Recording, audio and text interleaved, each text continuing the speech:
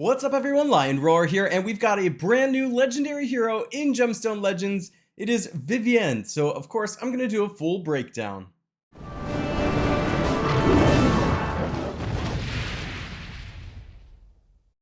Alright, so VIVIEN is a legendary blue hero of the Empire faction, not to be confused with VIVIEN, who is a legendary green hero of the Dark Followers faction. So these are two entirely different heroes. Make sure you're looking at the correct one as we're going over this. So VIVIEN, taking a look at the base stats here, what I noticed is the HP looks really good, the defense is pretty good.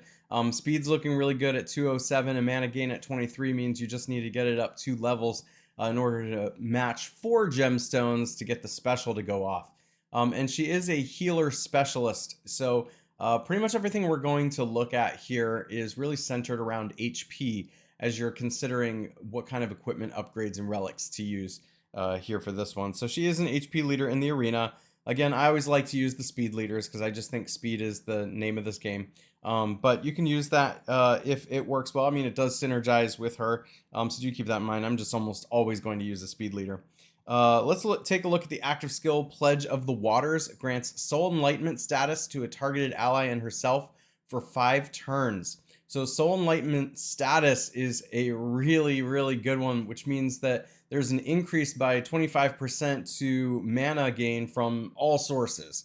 That's a really powerful ability, and so there's a lot of synergy here. Not only is she getting it, but you're targeting an ally, and as I mentioned before, speed is the name of this game, so not only taking your turns faster, but being able to make the special skills go off faster, so do keep that in mind.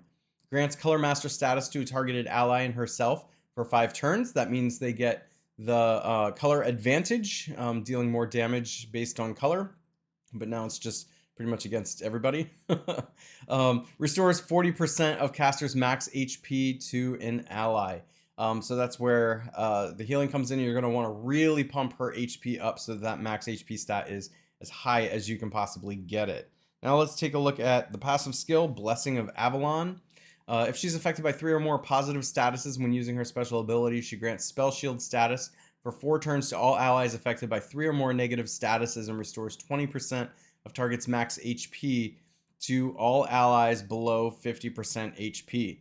Now there's a lot of text there, which means there's a lot of restrictions to how this is working. Like, you know, HP's got to be below 50% for that part to work. There's got to be negative statuses for the spell shield. I don't know really how I feel about this particular chunk of text because sometimes it can be really hard to make it work. It is nice insurance, so if things are going very wrong, she can fix it. So that's really what this text is for, but it's not very proactive. So it usually makes me nervous when you're depending on bad things happening to your team to make a positive effect happen. You know, in this particular case, it's going to be to get you out of a hole.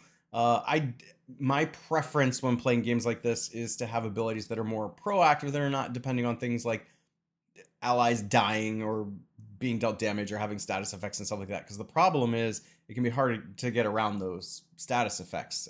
If they're already on you, they might actually prevent her from being able to use her special in the first place, potentially. So just, you know, keep that in mind. She restores 4 mana to herself every positive status affecting her and restores 10% of her max HP for every negative status affecting her at the start of her turn. And then mana gain increased by 1, of course, if you level up all the skills there. We've got another one to end it here where you're increasing the mana. I like that. And then the healing part of restoring HP. So she's definitely a support hero. I think she could be really good paired with other heroes that have good synergies that are really going to take advantage of what she's doing here. I like the speed aspects. I almost wish that some of the healing effects were a little more universal though. Just my opinion. It's a little bit niche to try and get them to work, but if you're a really targeted type of technical player, you can definitely make use of her. So good luck to you if you decide to summon her. Let me know in the comments what you think. If you enjoy videos like this, make sure to like, subscribe, and hit that bell notification, and I will catch you in the next one.